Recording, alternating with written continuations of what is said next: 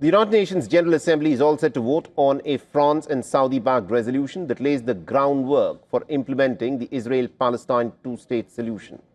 Called the New York Declaration, the resolution calls on Hamas to release all hostages, end its rule in Gaza, and to hand over weapons to the Palestinian Authority.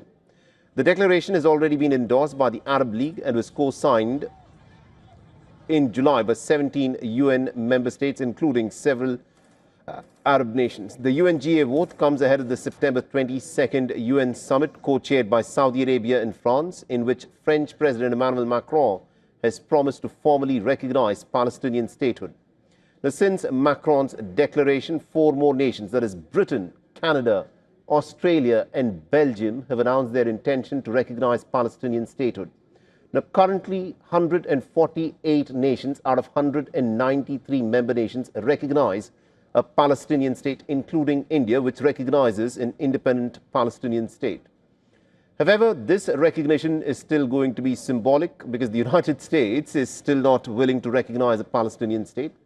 It represents a very strong moral and political statement, but there is going to be very little change in terms of how things play out on the ground. The Israeli Prime Minister Netanyahu has vowed that Israel will not allow for the creation of a Palestinian state at all. We said there would not be a Palestinian state, and we say again there won't be a Palestinian state. This place is ours. We will take care of our country and our security and our heritage.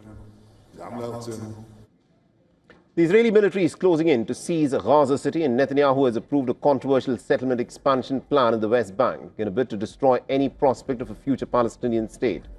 Last month, the Israeli government approved construction of 3,400 houses in the E1 settlement, a 12 square kilometer area between East Jerusalem and the settlement of Male Adumim. Critics have warned that the E1 project would effectively cut off the establishment of the Palestinian state, as it would cut off Northwest Bank from the south and prevent a contiguous Palestinian urban area connecting Ramallah, East Jerusalem and Bethlehem. In West Bank, the Israeli military has frequently clashed with the Palestinians. Dozens of men were reported to be detained for questioning.